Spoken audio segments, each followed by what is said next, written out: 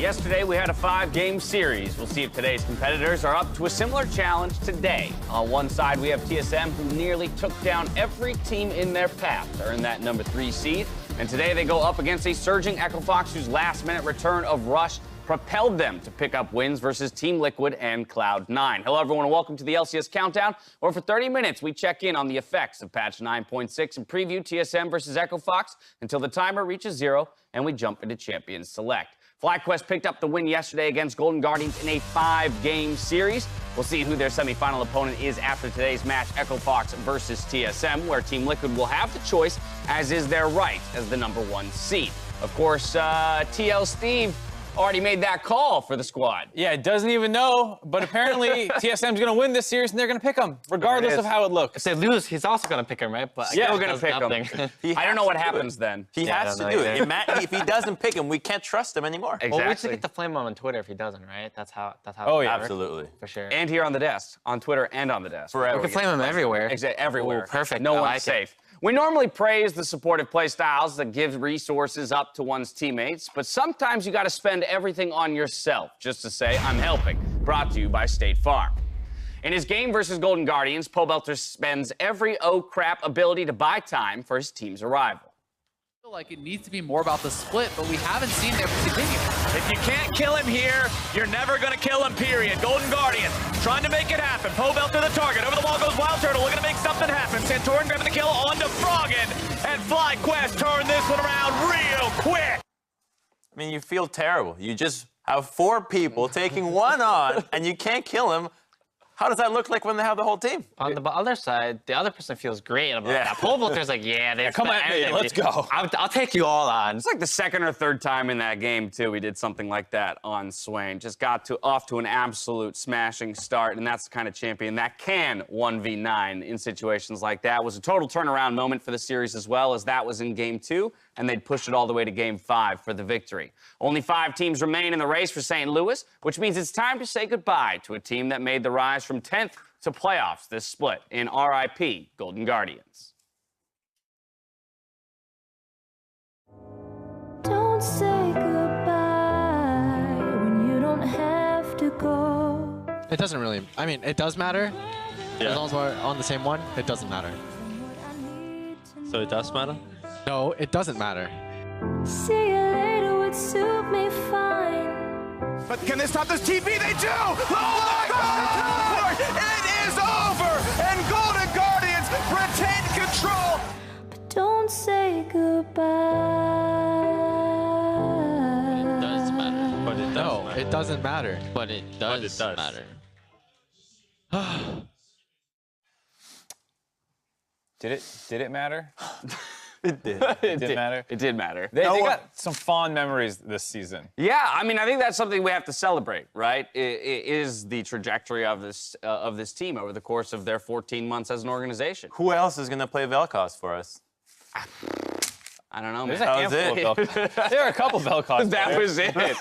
Crumbs is really taking this one hard. No one else. Froggen is the guy. I'm going to see my Vel'Koz. Well, maybe they'll play newer things. Maybe we'll see like a Zed or something from Jensen. Or maybe a Kale. Yes. I would love to get into that. The match displayed, more so than others, how different playing a best-of-5 series is versus that best-of-1 in the regular split. Yeah, yesterday was one of those quintessential what you want to see in a best-of-5 series where it's back and forth. There's actually people choosing what side they think works best for them, not just like default blue or whatever, as well as the fact that there was the little meta that developed. So I liked all those like little intricacies of that series. Yeah, I mean, it's the first time we saw them on 9.6, so I highly doubt that today we're going to see something similar to yesterday, because these guys scrim separately, different metas develop, especially during the course of the game. The Lissandra in particular became a pick that the teams just were losing on. So if teams are better executing with the mid and jungle, today maybe Lissandra just skyrockets again to what we expected. Right. I think they just have to be worried about the Lissandra counter picks, though. Every time Lissandra lost, it was into a champion that she's not that strong into. Zoe, Swain. So I'm sure that TSM watched these games today, and so did Echo Fox, or yesterday, rather. So obviously, they probably won't do it unless there's like different bans and picks. So we'll see how they adapt to what they saw yesterday. Yeah, and I'm curious to see what happens with Red Side because that was a very counterpick heavy series. It felt like for Froggen to try and be like that hyper late game carry. Similar story here for TSM, I think, where they always want counterpick for Broken Blades. So I wonder if both teams are going to want Red Side or maybe. TSM did choose Red Side already. Yeah, so that's what I'm saying is if they're both going to try and fight for the Red Side or if they're willing to let Solo play the blind side of these matchups. See, I don't even think Red Side's that good. Blue Side has consistently been like the superior win rate throughout most of competitive play, and if you use flex picks well enough and you're versatile with your laners, you can get away with matchups that make it so difficult for you to lock down a counter pick that you're better off just taking what's good right away, especially in the new patch. If you say, oh, Kale's amazing, no one can counter it, pick it right away. Well, we're going to have to wait till game 2 to see what happens, see if the teams buck the trend that was established just yesterday. The best of 5 was the first games on 9.6, though, as was mentioned, and we saw a couple of those changes come into effect. Of course, most notably, the jungle Urgot made its first appearance. Right, and contracts popped off on that character. Like, he got like the double kill bot with the sweet ultimate that went from like 10 years away into the flash fear, and that was awesome. I hope to see it today.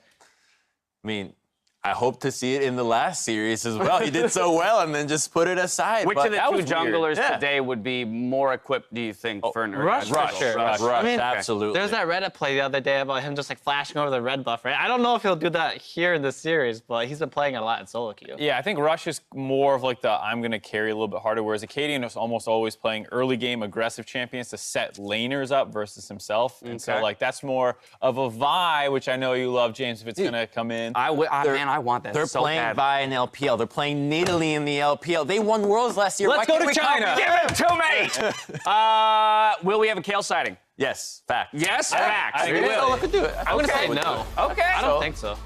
Let's talk about this champion, though. I think she's a very polarizing champion in League of Legends right now. The perception around her strength, it varies from person to person that I even talk to individually, trying to find what her use cases are and maybe what, you know, she lends to a team comp professionally that other champions don't. I mean, she's a pretty complex champion. I think from what I've seen her best used in, I like when you pick her with a strong bot side of the map that is pretty self-sufficient, so then you can spend your jungler's time making sure she gets off the ground. Okay. Because she's super good in a lot of teamfight, team comps. She has a lot of utility in her kit. She's not just some like Vayne top split push, I can only do damage champion. And post 6, she actually, while she isn't quite ready to team fight yet, her laning is suddenly much better because she doesn't die quite as easily to dives as soon as she gets her ultimate available. Right, and she's like a definition of like a hard carry champion, right? Like when you hit 16 on that champion, you start doing true damage on your attacks, and you become a monster. That was a really cool like video, by the way. That 1v1 The animations on Kale are They're pretty sweet. I just And want to see watching a her game level up. where you just play Kale versus hordes of minions constantly. way clear Kale game. like a tower defense game with Caleb in main tower. Mode. Yeah, I like That'd that be idea. sweet. Now, later on, we'll break down how these changes may affect TSM versus Echo Fox. But before we do, we're going to send it over to Riv for another split in review. Thank you very much, Dash. Playoffs are underway and finals are just around the corner. So this week we decided to grab some plays that would stoke the playoff hype. Focusing on the postseason, we have 3 memorable game-changing instances from playoffs past. Our first play caught even the casters off guard. Heading back to the 2016 spring semifinals of CLG versus Team Liquid, Piglet was seeing double. CLG looking to put the Piglet, he's going hard. Piglet gets 1, he gets 2. Oh, other side of the wall, the team's not gonna fall. No, he's fine. Grievous Wound applied, Grievous Wound off, and CLG stays alive. If Piglet has a chance to stay over that wall, even unpeeled, he can do some big damage. Eyes on him in these fights for sure. And Piglet is definitely in hypercarry mode right now, but Darshan wants to kill him. That's a little ambitious. Oh, the double TP! It's 2 of them, the double TP! He only thought it was 1. He had to have only thought it was 1 TP, and he could exit that with a Caliber net. And now CLG, with the kill onto Piglet, may be able to end the game and punch their ticket to the finals. Always remember that. CLG's win there would give them a chance to defend their championship title and beat TSM. The next play jumps back to the 2016 spring finals of CLG versus TSM, where Stixay gives TSM some dance lessons. Svensker forced to flash away. Darshan has GA, gets popped around. Knocked back now by Buster Shot as well. Bjergsen is low. Stixay gets hit up, but QSS is out. He's still gonna tag. He's trying to reset. He's going in for the resets. Yellow Star got another one. He's going for 3. Stixay. They can go in. Stada. Smithy's popping up from his GA. Spencer's gonna try and stop him, but he's the only one He's left. gonna go down! That's it! The A's for CLG! The cleanup from Stixay! And CLG proved you can change the players, but the faith remains! And they're gonna walk to their second consecutive North American LCS championship! This play ultimately locked CLG's ticket to MSI. Some incredible memories of CLG versus SKT and a fantastic second place MSI finish amongst powerhouse regions of LPL, LMS, and LCK. The final play to stoke the playoff hype is from the summer of 2016, the final game versus C9 versus TSM, where Doublelift reigns on Cloud9's parade. The Weaver's Wall! Weaver's Wall catches up a couple. Now can they have the follow-up damage? A couple of stuns come in. They've got Bjergsen, and they shut him down with a 1600 damage crit. Can they get double? Is low. Meteos, another knockup, trades his life, but it does. Double lift! Gets the GA. Double killing them all! Kills everybody. They've got 3. Impact goes down, and A's for TSM. Double lift turns around the fight, staying alive, so much patience, bides his time, and he takes over. Following that summer season, Doublelift would take a break during the spring, and without skipping a beat, found himself back on the final stage in summer to help make TSM the only team ever to three-peat in the LCS. So we'll see what plays join the pantheon of great moments as playoff continue. We're taking a break right now, but when we return, there is more LCS Countdown. Don't go anywhere.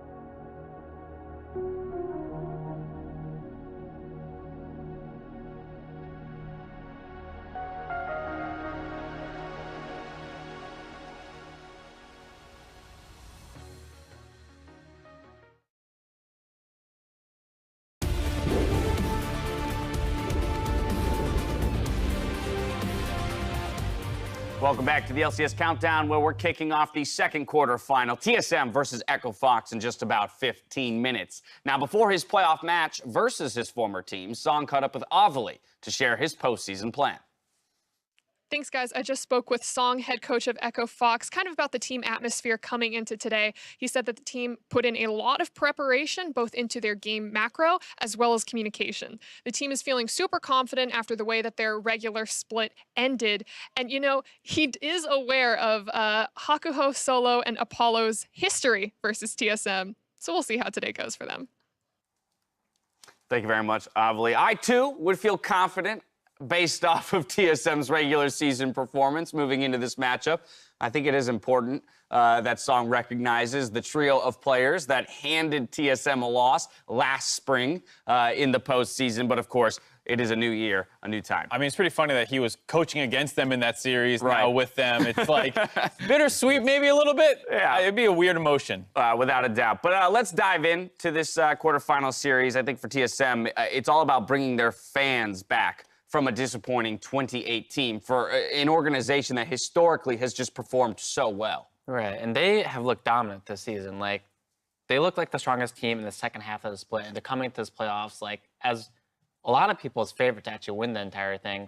Yeah, and I think it's not just like the players or the fans who are excited. The players are too. I think you can see that a lot of these guys were really upset with how 2018 ended for them. Yes. Sven coming in as like one of the greatest European marksmen of all time, joins the greatest North American organization of all time, and they missed their first Worlds. They they lose for the first time in quarterfinals, missing their first finals appearance. Like, that's such a tainted legacy kind of like footnote that I think they all want to forget. So they care a lot about this playoff series. Well, that's when they built that super roster, right? With Sven and Matthew, the best of G2. And so by failing there, they now bring a bunch of new players, which we saw from Riv in the previous TSM plays. The only remaining player from those days was Bjergsen. So now all these new players built around this roster.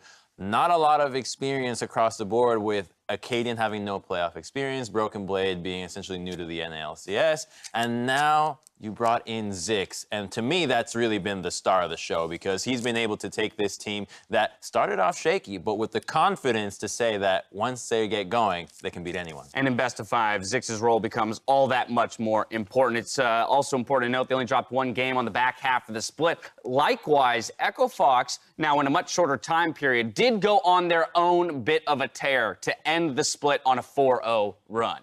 Right. I mean, they didn't have to win as many games to go on their little tear, you know, since it's only 4 matches, to be fair.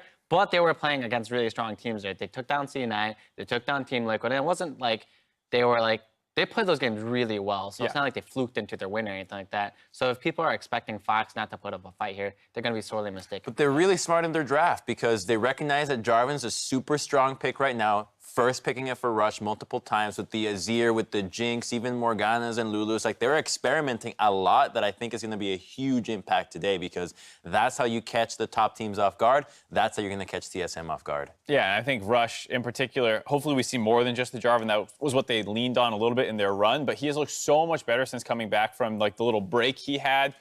Gave him time to mentally reset, and he was the death leader for junglers prior to taking the break, and I think he died twice or 3 times after coming back in those 4 games, so a huge turnaround for him. Yeah, now we can't lie here. TSM is definitely coming into the series as the favorites, but that's why I want to challenge you guys as analysts to pinpoint those potential mismatches that might push the series in favor of Echo Fox. Right. For me, I think about top lane as a possible mismatch. A lot of people put Broken Blade as the top 3 of top laners, and while that's not a wrong thing to say, people don't really account Solo for being a good top laner, but I think he's arguably just as good as Broken Blade, if not better, for this split. And if I were to put them head-to-head, like in a percentage-wise, I'd probably favor Solo, actually, for the time being, about like 55% to 45% to Broken Blade. And I think he's definitely a very undervalued and underlooked at player. I mean, the metric is in the last 2 weeks, they both bought Impact. So TL is the #1 team. They both won that, so that's a pretty good standard. But for me, I actually think that while Caden's been super solid this entire split, I think that Rush might be able to just go to another level of jungler right here. His flexibility with the picks is a little bit more than I think they're going to give Acadian. Like, if Rush says, I want to play Nidalee, I got this, I think they'll allow him to do that. I don't think TSM is a team to say, all right, you know what, this is going to work for you, Acadian. Go ahead and go with the full Chad jungle. Likely they will rely on Rush at times during this series to get them a lead. The other matchup I want to talk about, though, of course, is the mid lane. Phoenix versus Bjergsen. These 2 players actually have a lot of history between them. Yeah, people don't remember Phoenix came into the scene in 2015. They had their first playoff, second playoff series was against Bjergsen. It was a really tough one. You can see how difficult it is to play against Bjergsen in the postseason. There are only 2 players that have a winning record against Bjergsen in the postseason. Those are Golden Glue with 2-0, with a 2-0, and Featherman 3-1. And both of these come from last year, the worst performing year of TSM. And they're not even here anymore. And they're not here.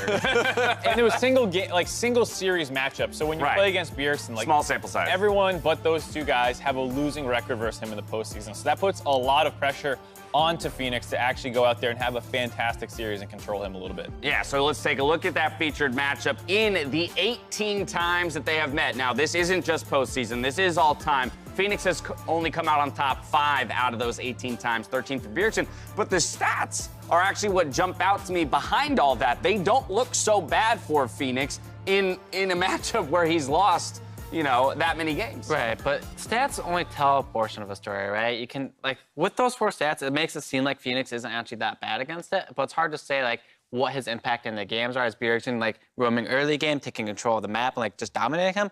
As a person that's played against Bjergsen a lot, he's definitely a very difficult mid laner to play versus. Like, he's very hard to punish. He makes 0 mistakes, and he can hard carry if you give him the opportunity. He's so hard to gank. He's like ungankable. He's essentially trying to do what Faker does, where he just positions himself like you're playing Syndra. It's like, okay, if I want to gank Bjergsen, I'm probably gonna have to die to do it, and you never want to be in that position. Are we calling up some unfavorable memories for you right now? remember that specific. I really know.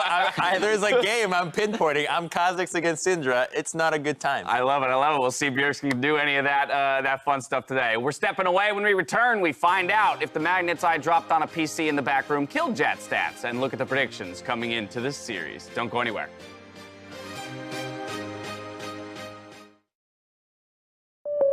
You've got your own car with your own insurance. Thanks, Steph. No more driving that old hand-me-down. Surprise! No, I'm not gonna get a date in this. We had a lot of great dates in this car. No, ew.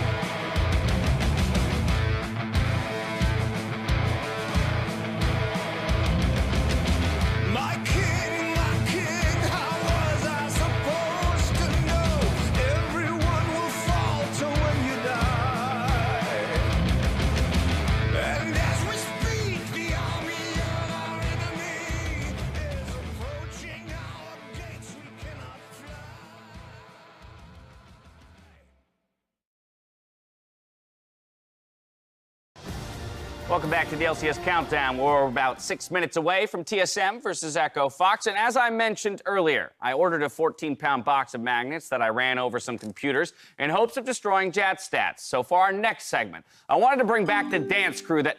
Damn it! Hello, Dash. It was a good effort. Mark and Crumbs. I thought Welcome back to Jot Stats. Your attempts to silence me were all for naught, but you did manage to make me angrier. How exciting. I'm sorry. I'll let bygones be bygones if you can answer question 1.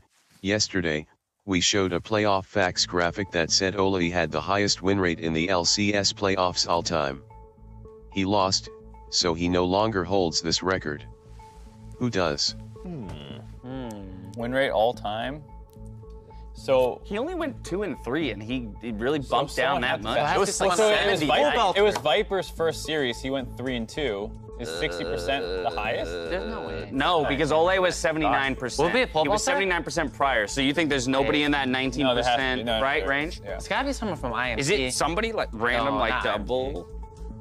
I mean, Double has had. I like the pretty- Viper thing. I'm gonna take that one. I don't think it's 60% though. I'm gonna go with something like Double, of which I'll go Viper. He's probably, I'll go probably not Pole correct Vaulter. because he's played too many games. You think I Pole don't think Vaulter? it's pole vaulter. I think I'd be. I mean, that's Santorin. Santorin. Oh, TSM and then the Fight Quest. See, it's not my idea. The correct answer is Biofrost, who has a 78.3% win Well, rate I at guess that 18 makes and 5. sense, right? Because after the Well, TSM never days, lost yeah. past the 5, right? Well, that's a stat. Yeah, after the TSM days, they just never never went back. Didn't go back. So, wow. All right. I feel like we should. Okay, Bio. Should we have known that? No, we should I don't think we should have done that. I don't think there's any reason why That's you always should. memed upon, right? Take it out of here. Put it up. I need that brain space for some other facts. For some song lyrics. Exactly.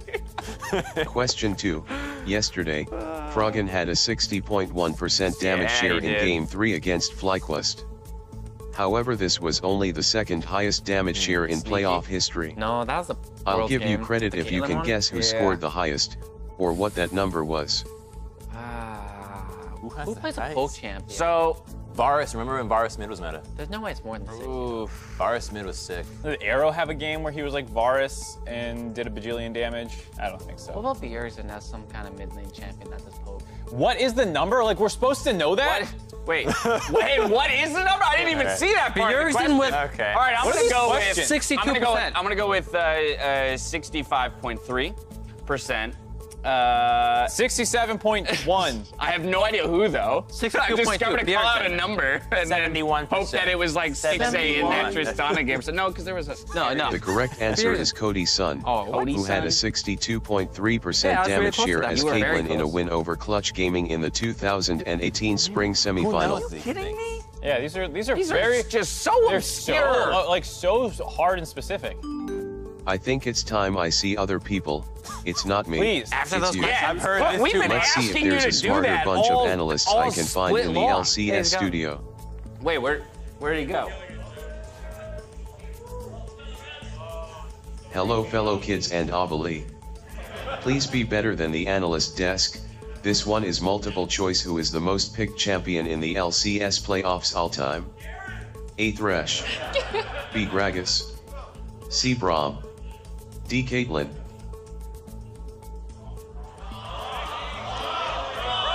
Oh, well, chat stats, hopefully the audience won't disappoint you like analysts are, but it sounds like they're saying screw it to the letters and they're just shouting out the names. What's the name one more time? Braum! Is it Braum? The correct answer is C Braum. You always bring Braum at 92 picks.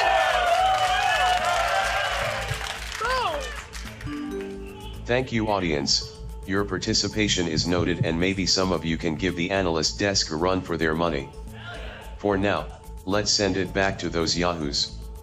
And for Avali, I hear you like anime, so Jamatane and JoJo is mediocre at best. But You want to go, chat stats?